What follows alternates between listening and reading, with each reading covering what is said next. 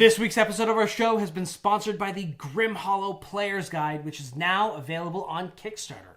Grim Hollow offers a handbook for creating gritty characters in a dark fantasy setting, completely 5th edition compatible. The book is packed with new character building options, including rules for blood magic spells and all new subclasses for every single 5e class. Best of all, we are contributing to the book by creating several of the stretch goal subclasses, so the better the campaign does, the more we get to contribute.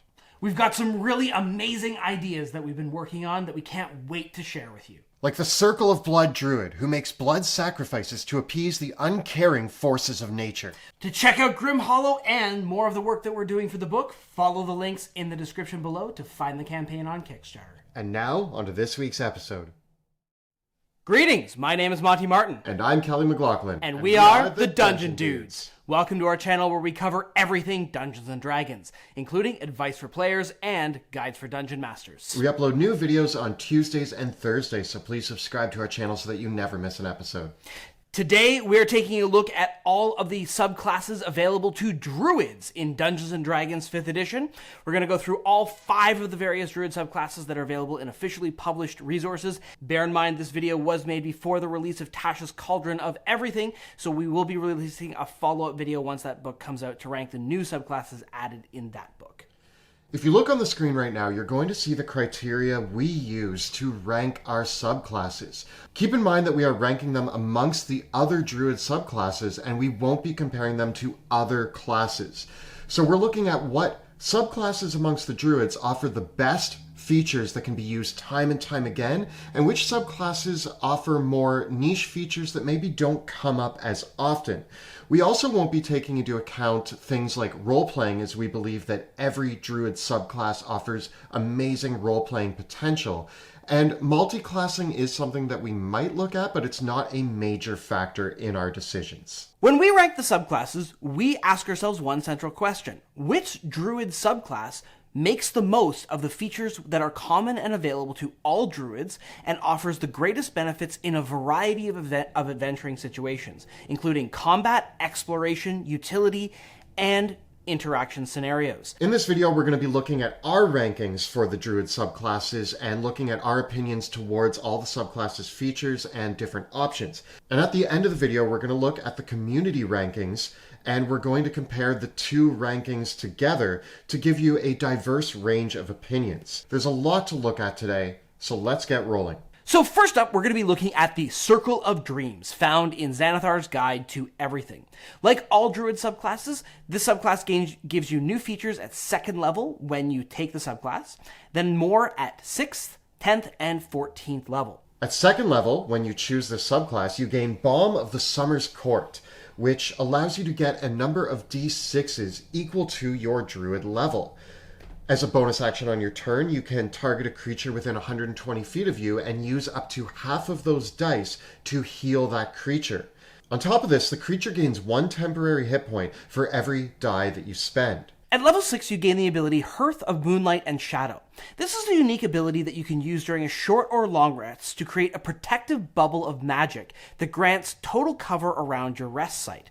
The creatures that are resting in that area gain a bonus to their stealth and perception checks, as well as it blocks out any light of a campfire or anything in that area. At 10th level, you're going to gain Hidden Paths, which allows you to use a bonus action to teleport 60 feet. Or you can use your action to teleport a friendly creature 30 feet. You can use this a number of times equal to your Wisdom modifier. At 14th level, you gain a very unique ability also tied to when you take short rests. When you finish that short rest, you can cast the spells Dream, Scrying, or Teleportation Circle without requiring material components and without using a spell slot. What's unique about the Teleportation Circle version of the spell, though, is that instead of teleporting to a teleportation circle, as the spell normally does, it teleports you back to the last place where you took a long rest, a useful way of retreating when necessary. I think that the Circle of Dreams Druid is really great. Healing without using a spell slot and having quite a few variations on how to use that healing is going to come up time and time again in play. I also think that free teleportations is never not helpful. It is always something that you're going to want. And the ability to use it on yourself or on an ally just makes it even more versatile. The 14th level ability is really cool for the fact that I think a lot of parties don't use scrying enough. And I think that this will actually allow them to use it more. There's a lot of times that I look at scrying as a spell option and say, that's a really cool spell, but I'd rather take whatever. But this gives it to me without needing to use a spell slot, without needing to use material components, and therefore I'm more likely to use scrying for all of its wonderful benefits. I give the Circle of Dreams Druid an A for the amount of usefulness that these abilities can provide. Honestly, Kelly, I think an A is overrating this class a little bit. I think the features are good, but just not great. The Balm of the Summer Court is a lot of extra healing, but maybe you wouldn't need to heal so much if you had something more useful that you could be doing to help win the battles instead. And Druids already do get Healing Word. The teleporting abilities are cool. The ability to protect your party during a short rest is highly situational and potentially overwritten if you have someone else in your party with access to Liamon's tiny hut, which is just better at protecting your party during a rest. And while scrying is one of my favorite spells in the game, Druids get scrying already as well. And so if you really need to be gathering information like that, it's still available to you as an option. And long-range teleportation to places that you've already been is available to many Druids as of 14th level, in fact earlier, through spells like Tree Stride. And while none of these things are bad and will help you save spell slots, saving spell slots is kind of overrated in a time when most groups only have 1 or 2 combat encounters per day. So I think that overall it's easy to overrate the features of this class. It's good. Nothing about it is bad. It's solid. That, for me, makes it a B. Those are all really valid points. I do think that the ability to teleport and heal and use scrying or things like that without a spell slot, there's a lot of benefits to that. But maybe if I want to look at it in another way, it can be really, really useful with the right party dynamic in the right campaign, which is what we say the B tier is for. It is possible that in the right dynamic, maybe that's what I'm looking at when I pick the A, but I'd be willing to give this a strong B. All the other Druid subclasses, using their spells, can still access scrying, teleport their party around, protect them during a rest, and heal them. So this subclass doesn't offer the Druid anything that it couldn't do already, and doesn't upgrade the abilities as much as some of the other Druid subclasses do. I think that makes it a solid B. Next up, we're looking at the Circle of Spores Druid, which was introduced in the Guildmaster's Guide to Ravnica and adds a little bit of necromancy and fungal elements to the Druid. Right away at second level, they gain their Circle spells, which gives them the Chill Touch cantrip, and as well as an expanded spell list that includes a few standouts like Animate Dead and Cloud Kill. In addition to the Circle of spells, at second level, Circle of Spores Druid gains the Halo of Spores ability and the Symbiotic Entity ability. Symbiotic Entity gives the Druid an alternative way of using Wild Shape, which is quite unique. When you activate this power, you gain 4 temporary hit points per Druid level, which is pretty beefy. That's 20 hit points at level 5, 40 temporary hit points at level 10. So nice boost to your hit points. And this also boosts up the Halo of Spores ability. Normally, Halo of Spores allows you to cause a little bit of necrotic damage to a creature that starts its turn within 10 feet of you or enters within 10 feet of you using your reaction, and they make a saving throw to negate the damage. While your Symbiotic Entity is active, this damage is increased by an extra die. It starts out at 1d4, boosting to 2d4 when the Symbiotic Entity is active, and goes all the way up to 1d10 necrotic damage. Not a lot of damage, but an extra little way to rack up some bonus hits. You also deal an extra 1d6 poison damage with your melee attacks. At 6th level, you gain Fungal Infestation. If a medium or small humanoid or beast dies within 10 feet of you, you can use your reaction and your spores to raise them up as a zombie to fight along with you for 1 hour. And they attack on your turn, obeying your commands. A pretty useful way to just get a few extra meat shields up in front of you that can deal a little bit of extra damage. At 10th level, you gain your Spreading Spores ability, which augments the abilities that you gained at 2nd level. When your symbiotic entity is active, you can hurl a cloud of spores that is effectively your halo of spores at a distance. This disables your normal halo of spores around you, but causes damage to any creatures that are in the area that you throw it to that start their turn there or enter the area. As normal, the creature still gets to make a Constitution saving throw to negate the damage, and they can only suffer this damage once per turn. While this ability is active, you can't use your reaction normally to cause your Halo of Spores damage. At 14th level, you're going to gain Fungal Body, which means that you can no longer be blinded, deafened, frightened, or poisoned, and any critical hit against you is now just a regular hit. It's actually one of the better capstone abilities, I would say. Conceptually, the Circle of Spores is really cool. A druid that is surrounded by a necrotic aura that animates the dead through plant magic is really, really interesting, and I love that it gives you an alternative way to use your Wild Shape ability.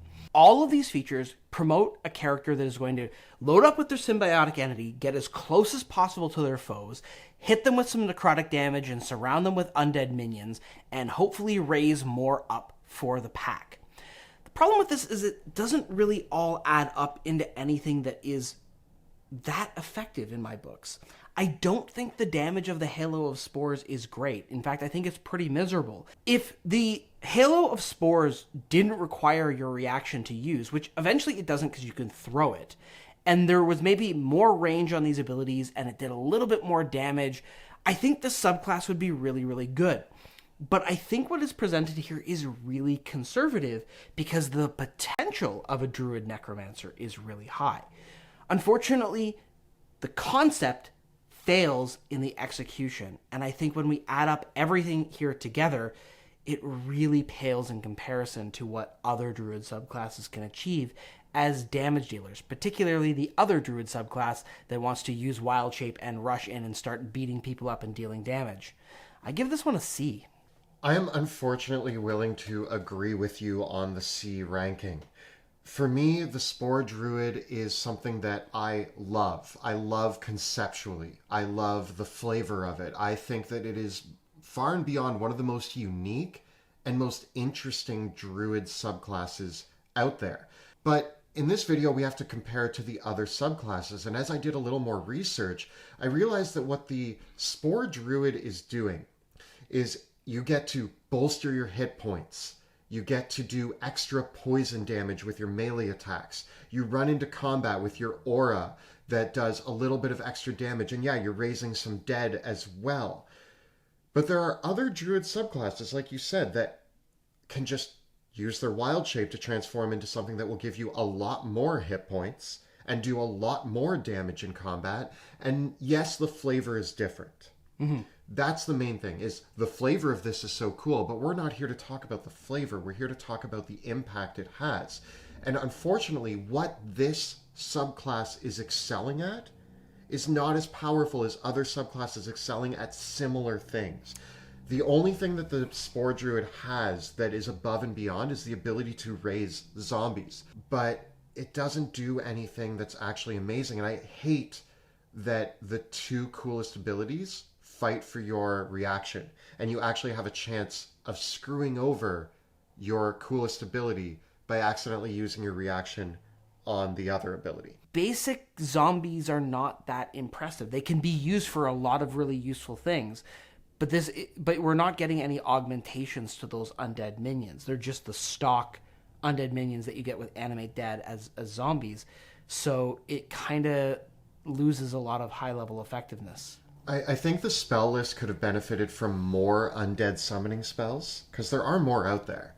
And I also think that the abilities could have benefited from being able to bolster your undead summoning. I think we would have gotten a cooler necromancy druid with more summoning, more bolstering, and using the spores in more unique ways and not having to combat all of these abilities together.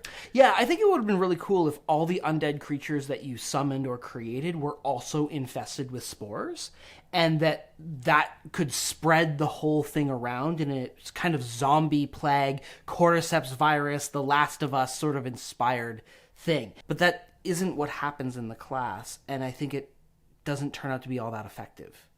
So a C ranking overall. I think that, again, it's super cool in its flavor and its context.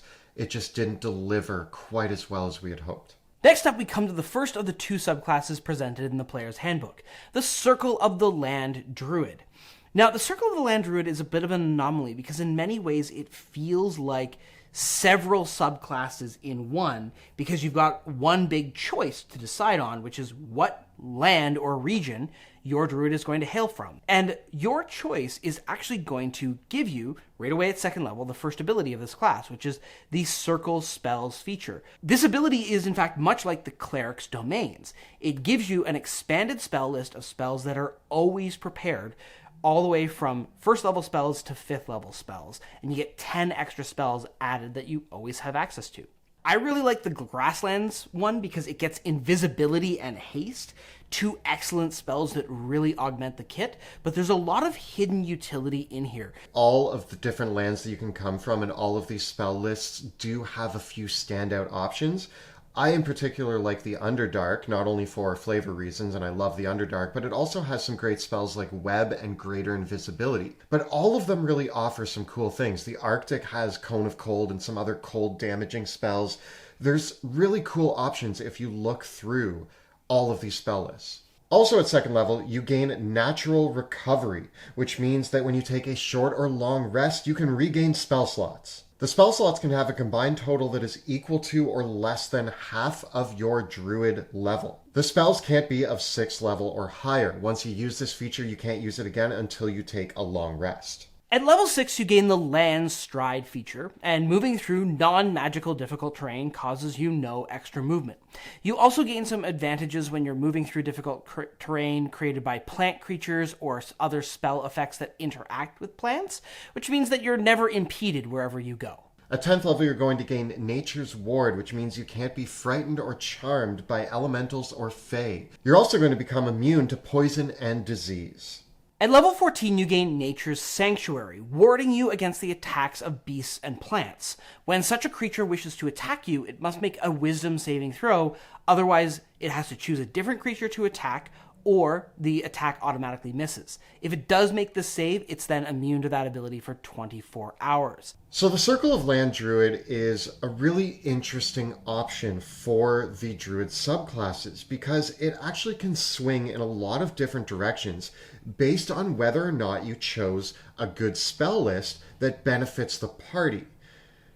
When we look at a lot of the other abilities, they're somewhat niche in their uses. I do think that the Circle of the Land Druid has a lot of front-loaded abilities that are really cool. Regaining spell slots is awesome. The spell lists all kind of have some standout options amongst them. And if you're a smart player that chose the right one for the campaign, you're probably going to be an all-star. But I think I have to give the Circle of Land Druid a B because of its swinginess. If you chose a spell list that then you find out doesn't benefit the party in any way, shape, or form, well, now you're going to be a little bit more lackluster than some of the other options you could have picked. And I do think that the higher end abilities here are much more niche than when you first read through. If you're not dealing with a lot of wilderness exploration, you're not dealing with a lot of plant creatures or beasts, then a lot of these abilities aren't going to be as useful or may never come up, making it a solid B in my opinion. I think the Land Druid ranges a little bit. I've waffled between giving it an A and giving it a C, which for me results in I think I'm going to give it a B. And the reason for this is pretty straightforward. Druid spellcasting is awesome. The biggest downside of the Druid spell list is a lot of the standout hits on the spell list require concentration, which means that once the Druid has a concentration spell up and running, what else are you doing on your turn? Well, you're going to be casting other spells. But Druids don't necessarily have these tricksy utility one-off non-concentration spells on their spell list like the other casters do, you might just go back to using cantrips because you don't want to blow through all your spell slots, or maybe you do because there's only 1 or 2 encounters a day, in which case just go ahead and start casting Erupting Earth everywhere. The Circle of the Land Druid expands the Druid's already amazing spell casting, but it doesn't augment it. It doesn't make your spell casting on a spell for spell basis any better than any other Druid spell casting. A Druid concentrating on Wall of Fire and tossing around Erupting Earth is just as good with the Circle of the Land as they are with the Circle of the Spores, or any other circle, really. It's just that you get to get some spells back, and you get some spells that you wouldn't have ever gotten before.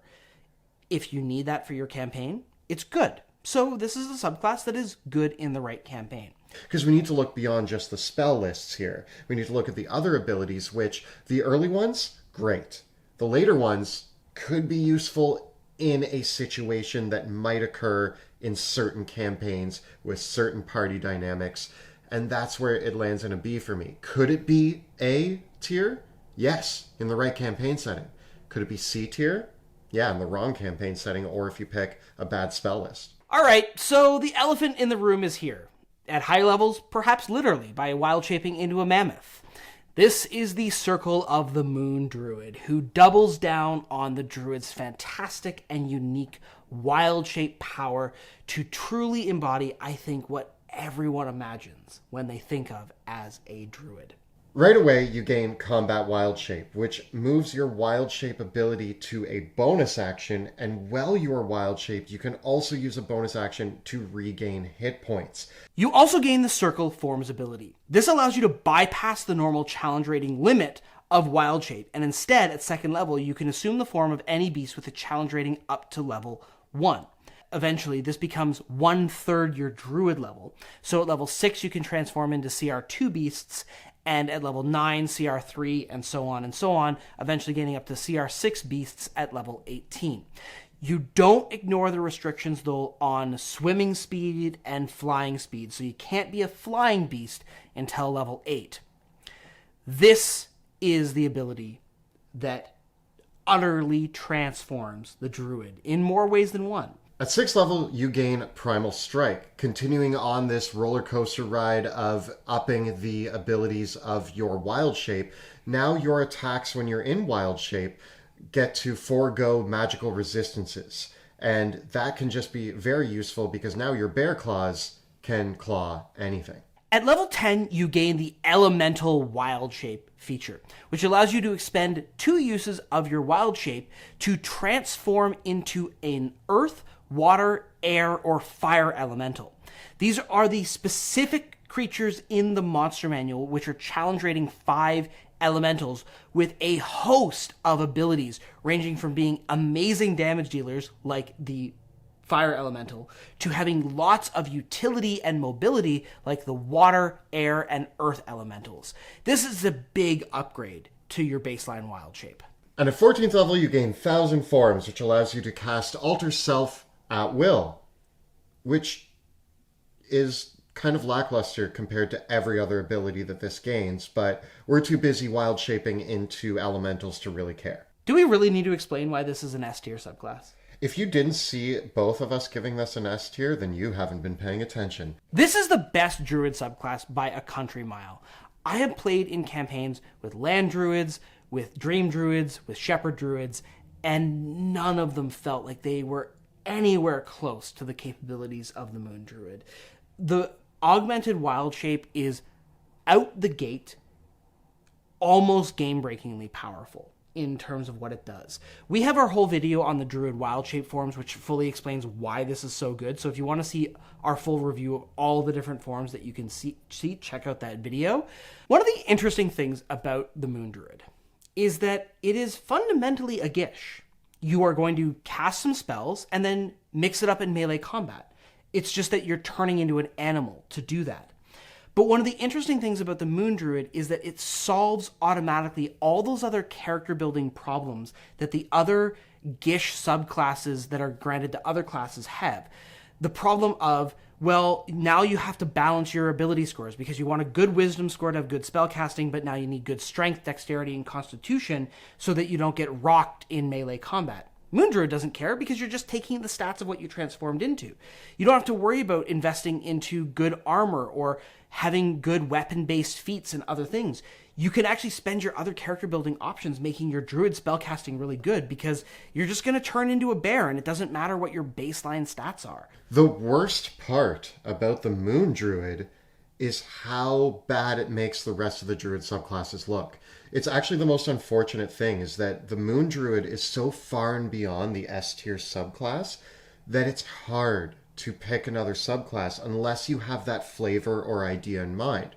I would want to play a different subclass just for the sake of doing it, not because it's a better choice. The thing about the Wild Shape ability is it does start to peter off, but as it starts to peter off, you gain the ability to change into an elemental, which brings it back up. So it kind of fixes itself along the way as well. The capstone is honestly one of the weakest capstones, but I think this deserves to have a weak capstone because it's so good. The thing with it is that it benefits so much from the higher level Druid capstones because bear in mind that at high levels, Druids eventually are going to gain the ability to cast spells while they are wild shaped. The Moon Druid is just such a gangbuster. Like they are so amazing. And it's hard to fully encapsulate just how much the Moon Druid is gaining, not just in combat, but utility as well. There's so many multifaceted things that make this subclass amazing. It really takes what is arguably the most unique and interesting feature of the Druid and it dials it up to 11, and it's really hard to not want that. So at the end of the day, S tier without question, and unfortunately every other Druid subclass has to live in the Moon Druid's shadow. It's unbearably good. Lastly, we come to the Circle of Shepherds, which was introduced in Xanathar's Guide to Everything, and is arguably the best summoner option in the entire game of Dungeons & Dragons 5th edition. Yeah, if there is one subclass that might give the Moon Druid a run for its money, it's the Shepherd Druid, and let's take a look at why. When you adopt this subclass right away, you gain the ability to speak Sylvan and speak to animals, a fun ribbon feature. But what we're really here for is the Spirit Totem ability at level 2. This allows you to spend a bonus action to summon a bear totem, a eagle totem, or a unicorn totem, each of which has a variety of different effects. The bear totem grants temporary hit points to all of your party members in the aura. The eagle totem allows you to grant advantage to allies as a reaction in combat. And the unicorn totem causes a giant healing wave to spread out to everyone in the aura whenever you cast a healing spell of 1st level or higher. At 6th level, you're going to gain Mighty Summoner, which means that if you cast a spell like Conjure Animals, Conjure Woodland Beings, or Conjure Fae, it's just going to bolster them up even more. First of all, the summoned creatures have an additional 2 hit points for every hit die that creature has. Second of all, their natural weapon attacks now count as magical for the purposes of overcoming resistance. At 10th level, you gain the Guardian Spirit ability. When a creature that you have summoned or conjured is within your totem's aura, that creature gains a number of hit points equal to half your Druid level. You can call up the Spirit Totem as a bonus action anywhere within 60 feet of you, and it creates an aura around itself that extends out to 30 feet. Creatures that are within the aura gain a special benefit depending on what kind of totem you summon. At 14th level, you're going to gain Faithful Summons. If you are reduced to 0 hit points or incapacitated, you automatically cast Conjure Animals as if it were a 9th level spell, but it doesn't require concentration, and animals just come to protect you while you sit there trying to figure out your life. Druids gain access to some of the best summoning spells in the entire game. Conjure Animals, Conjure Woodland Beings, Conjure Fae, Conjure Elementals, you name it, they get it. Except for the demons. And these abilities augment the features of these spells in a meaningful way. So when we take the Druid's best spells and make them better by addressing the key weaknesses of those spells, namely the flimsiness of some summoned creatures and their inability to ignore magical resistances, we end up with a really, really sweet subclass that is packed with lots of combat functionality in uncountable ways. Summon creatures are so flexible in combat, but summon creatures are also really flexible in a variety of exploration and utility sort of scenarios as well. The only problem with this subclass is your DM's interpretation of these spells and whether or not you get to choose what creatures you summon. If your DM lets your Circle of Shepherds Druid choose the creatures that you summon, I think this is an S tier subclass. But going on the rules as written, it's probably just an A. I completely agree. I actually think that this is the closest thing we have to a subclass that gives the Moon Druid a run for its money. I think that it's so close. And for a lot of people out there who like the idea of playing a summoner, this is the way to go. Really, the only other reason why this doesn't get an S tier for me is because the summoning is the thing that this subclass really focuses on. All of the major abilities that you're going to gain are about bolstering summoning. So really your spell casting, you're not going to be doing much else other than casting summoning spells and then standing back and whipping out some cantrips or maybe a few other spells. But your concentration is always going to be on those summons. Luckily, you also have the amazing totem that even if you're not summoning for some reason, you still have this amazing totem to fall back on that can bolster the entire party. But the other amazing thing here is that totem can also bolster your summons. Yeah. So you can heal your summons, you can give your summons advantage, you can do all of that, and there's no limit to how many creatures within that aura are benefiting. This is potentially an S if you have a nice DM. A great strategy with a Shepherd Druid is at the start of the day, put down your bear totem to get everybody those temporary hit points, take a short rest to regain your bear totem, because temporary hit points only go away on a long rest or when they're depleted, not when you take a short rest. Then in combat, you can drop the Hawk Spirit or the Unicorn Spirit based on whether you just want to help your allies land their attacks or whether you need to heal them up. That Unicorn Spirit healing adds up fast, especially for healing up the entire party. If you have your entire party plus all of your summoned creatures nearby, casting one healing spell like Healing Word will give a dump of hit points to everything. This actually puts some of the other healing options to shame. If you want to look at something like the Dream Druid's healing ability, this is better. This is just better. It is just way better and way more flexible. It's definitely an A+ tier. Yep. Here's our overall rankings for the Druid subclasses, but now let's take a quick look at what the community thought to see how their rankings might differ. So starting off with the Circle of Dreams, the community gave it an overwhelming 49% B tier, with a pretty decent amount in A tier being 28%, and a little bit in C tier with 16%. I think the community responded to the Circle of Dreams the same way that we do. It's a strong base subclass with lots of potential, but nothing about it feels truly amazing. Very few people gave it an S tier ranking. Next up, we have the Circle of Spores, which actually has, I'd say, the biggest variation on ratings. We have the strongest one being a B tier at 39%, but it also has the most C tier and D tier out of any of the subclasses, with 21% C and 6% D. It also does have a 24% that gave it the A tier and 8% that gave it the S. A very mixed bag of results. I'd love to hear people's experiences actually playing a Circle of Spores Druid, because I do admit I have the least experience with it, and I would like to see if having a bunch of undead minions does result in something very powerful that feels stronger or at least as good as having a horde of animals backing you up as well. With the Circle of the Land, we get a 41% B tier and a 33% A tier, with a little bit of spattering of a 16% C and a 5% S. Very few people gave this the D, but I think this falls very strongly in the A-B tier. I think that this acknowledges that the Circle of the Land is very flexible, and if you choose the right land to be associated with, you can see some excellent results with this class. But as a baseline, I think it is kind of boring. With the Circle of the Moon, it's really nice to see that we weren't off in claiming that this was going to be a landslide vote. 75% gave this the S tier, with 19% giving it A, and very, very few people gave it anything lower than a B tier. So without a doubt, this is the S tier of the Druid subclasses.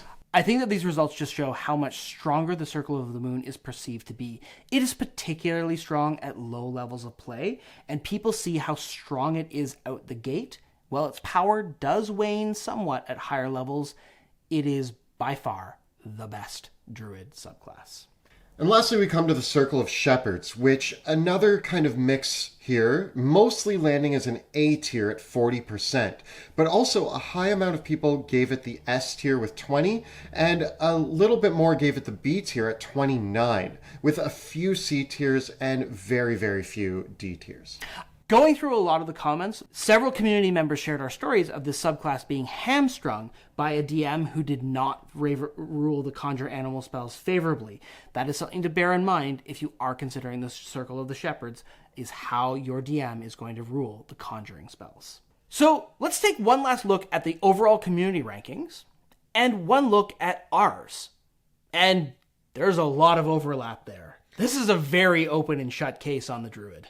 The one that I'm most interested in hearing about is the Spores Druid. I want to hear from the people who loved it, from the people who hated it, because we both love the concept of the Spores Druid. We're just not sure it mechanically stands up to the other subclasses. So we'd love to hear your thoughts on the Spores Druid. I think every other subclass, though, it's pretty cut and dry that we're all in agreement on what's good and what's less good. The Circle of Shepherds really is the only subclass that has any hope of holding a candle to the Moon Druid. And the Moon Druid is the apex predator. It offers so much in battle, but the subtle flexibility of Wild Shape in its utility and applications is so good. It really offers something new and powerful that doesn't prevent you from having all of the amazing Druid spellcasting. A Wild Shaping Moon Druid that needs to pull out of Wild Shape to drop down a bunch of summoning spells and heal up a bunch of their allies and contribute out of combat by teleporting everybody around and feeding everybody. They can do all that. And then they still get to be a charging mammoth, a snapping giant alligator, a scorpion, or a bear. That is just so good. So this has been a look at our rankings for the Druid subclasses in Dungeons & Dragons 5th edition. Tell us about your opinions on the rankings in our comments below. The videos that we create on our channel are made possible thanks to the incredible generosity of our Patreon supporters. To all you out there on our Patreon, a big thank you from the bottom of our hearts. If you enjoy the work that we create here on YouTube, please consider supporting us on Patreon as well by checking us out by following the links in the description below. And don't forget to check out our live play Shadows of Drakkenheim, which airs Tuesday nights from 6 p.m. to 9 p.m. Eastern on twitch.tv/dungeon_dudes. You can find all the previous episodes of that campaign right up over here. And we're still working our way through ranking all of the classes in D&D 5e. Check out those videos right up over here. Please subscribe to our channel so that you never miss an episode. Thank you so much for watching, and we'll see you next time in the dungeon.